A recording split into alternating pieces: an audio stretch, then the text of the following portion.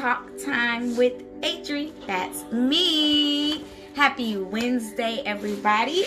All about daily report. We're talking about daily reports. Daily reports are so important because it gives the parents a viewpoint of what their child did that day, and it lets them know of anything that they need to be aware of, such as illnesses, injuries, or if they need any supplies. Are you talking about anything in particular? Are you closed any days? All of this good information goes on your daily reports. So, I'm going to be showing you a few different kinds of daily reports, including the one that we use at my school. And I'm going to show you how to successfully complete a daily report so that it is filled out, it's effective, and the parents find it useful. Most of the time, we can fill out a daily report and we give it back to the parents and they're just like, okay, garbage. So how do you make it to where the parent wants to read it, wants to keep it, wants to be informed? This is the great video to help you realize how to do that. So first we're going to look at one daily report. This is a daily report that I use for my school, and I'm going to go ahead and switch the camera around. I have one already filled out, but we're going to talk about the blank one. So first, if you look at this blank one that I have, it first lets you know that it's a daily report. You're able to put the child's name on the paperwork so the parent knows who it's for. You're able to put the date. What's really good about it is you let the child know, the parent know how they did. So all of these faces at the top represent an emotion that is numbered, and the emotions are listed at the bottom. So here's your mood key. Number 1 is sad. Number 2 is silly. Number 3 is grouchy. So you give the parents a better understanding of how their child feels.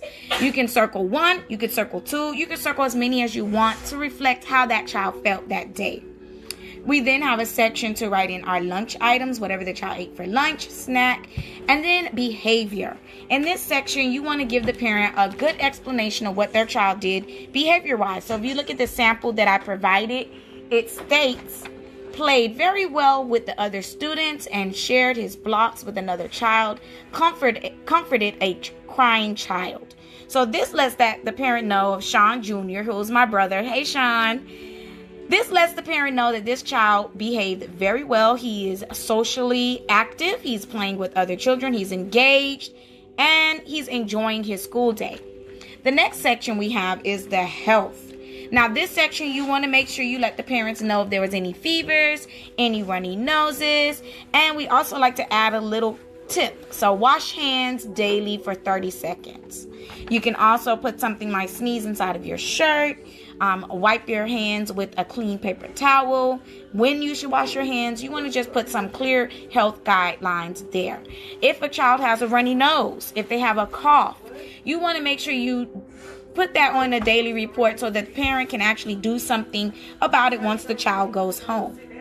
Then we have our comment section. This section is where we normally put things that we want to make sure the parents are aware of. So for this example, we put no school on Monday, October 12th. Yes, we're closed Monday. We're so excited.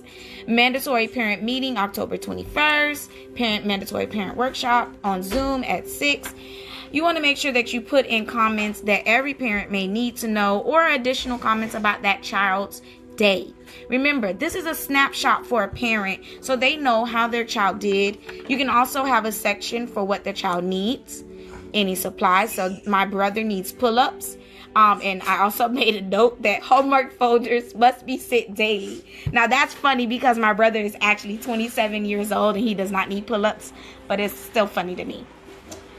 Now we're going to look at another example of a daily report. So this one is a child's daily report that I really liked because it lets the parent know about the overall complete day. So the overall day for this child includes breakfast, how much I ate, and what I ate. So maybe I ate my whole plate. Maybe I ate half a plate. Morning snack, lunch, and afternoon snack can be done the same way. I slept from this time to this time, and then we can add notes. And then we have a section for potty times, if they went to the bathroom, if they went urination or bowel movement. And then you can note, was it a toilet? They used the toilet in the bathroom, or did they get changed on the diaper changing table? You also have a section on this one to state what they had fun with. So you can state, oh, we played outside, we had fun with blocks, and then please bring more. So one thing that you're going to notice is with these daily reports, They're meant to inform the parents, let them know what's going on, if anything is missing, if anything needs to be corrected. Great tool for communication. We have to keep communication open with our parents. So a daily report is a wonderful way to do that. Now we're going to look at this one. This is 2 together. So if you're looking to save paper, maybe you don't want a whole sheet, these are great examples of a half a sheet. So you can actually do 2 daily reports on 1 sheet. So it's a great example. So the top one is my day at daycare. So you put the child's name and the date. And then you also can put the times that they slept. Now, this is great for infants because infants take multiple naps. So this allows you to track each nap that the child makes, each changing. I need any notes. Maybe you want to let the parent know that the child has a runny nose. Maybe they need some help with any different things. You can add this note section to let the parents know deeper about what the child is doing. You also have a section to document different times that they ate. Now, this is great because when it comes to infants, what you see at the bottom, this is an infant daily report. If you have shifts changing, if you have teachers coming in at a certain time and teachers leaving at a certain time, daily reports like this allows every teacher to know what was done last. So let's say, for example, Miss Julie comes in at 12:30. But the kid is sleeping. And then Miss Drika is walking out the door. So Miss Drika might neglect to say, hey, such and such ate at this time. Miss Julie then can go up to her daily reports, look and see when the last time the child ate, and go from there. So it keeps not just the parents informed, but shift changing within the staffing. And it helps if a director wants to walk in and just ask what's going on. She can look at a daily report and already be very well aware. So how I felt, they can let the parent know the baby was happy, fussy, sleepy, chatty, active. And then another section for things that I need.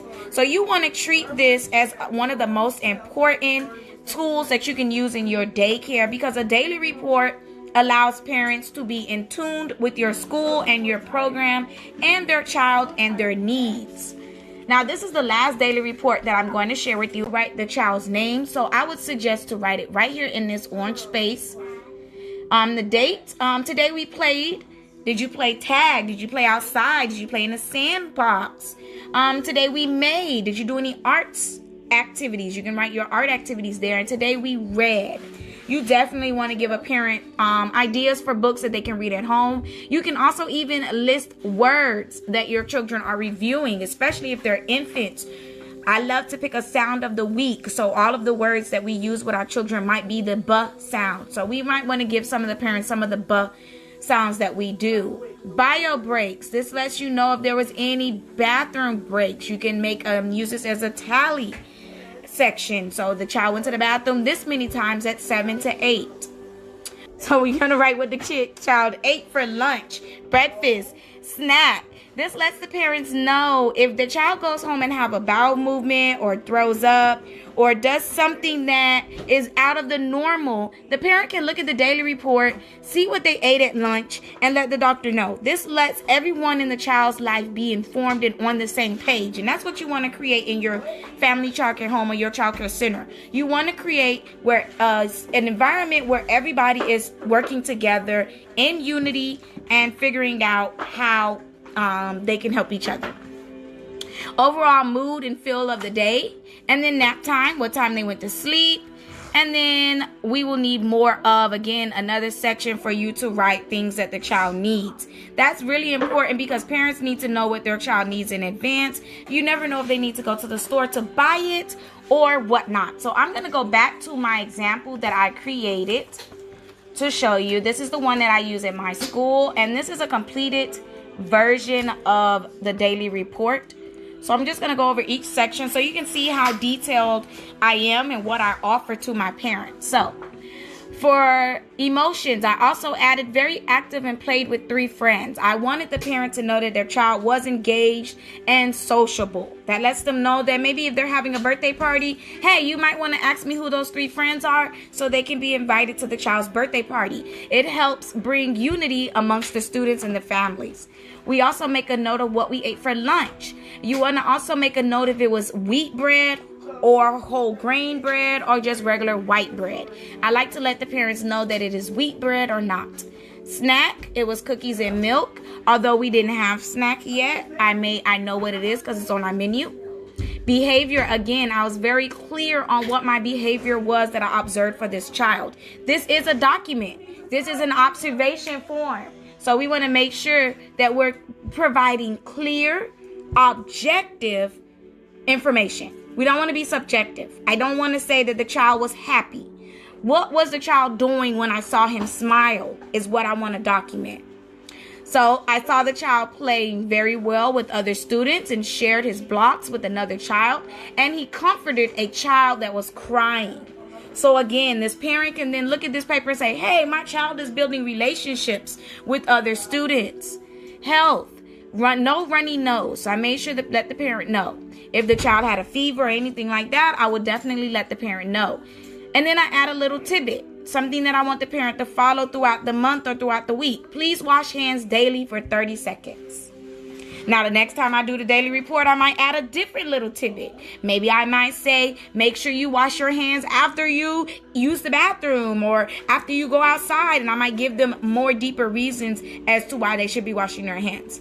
Then in the comment section, I make sure I put things that I need the parents to understand and remember. So no school on Monday. I want to make sure that they know that. Don't show up, guys. I'm not going to be here. I'm going to be in the bed. So no school Monday. I let them know when we have meetings. And then again, Sean Jr., I'm sorry, Mommy and Daddy, I need pull-ups for them. And please make sure you bring your homework daily, your homework folder daily. I sign it, they sign it, I make a copy, or I add the picture to Class Dojo, and we go from there. So it's a great tool for me to encourage my parents to talk to me and let me know what's going on and everything. If you have any questions about daily reports, I am here to help you. I enjoy what I do. So, and remember, if you would like some of these daily reports, drop your email in the comment section after the video is posted, and I can email these daily reports to you, including the example that I completed, so you can have a sample for you as you complete them throughout the day. Now, for me, I do not do daily reports daily. That is, I feel like that is suicide to the forces and the nature all over the world. So no, we do daily reports once a week for every child. So every week, the parents get at least one daily report, either on Mondays, Fridays, Wednesdays. We mix it up. And we make sure that each staff member writes at least one for each child. So the parents can see how the child is behaving with each parent.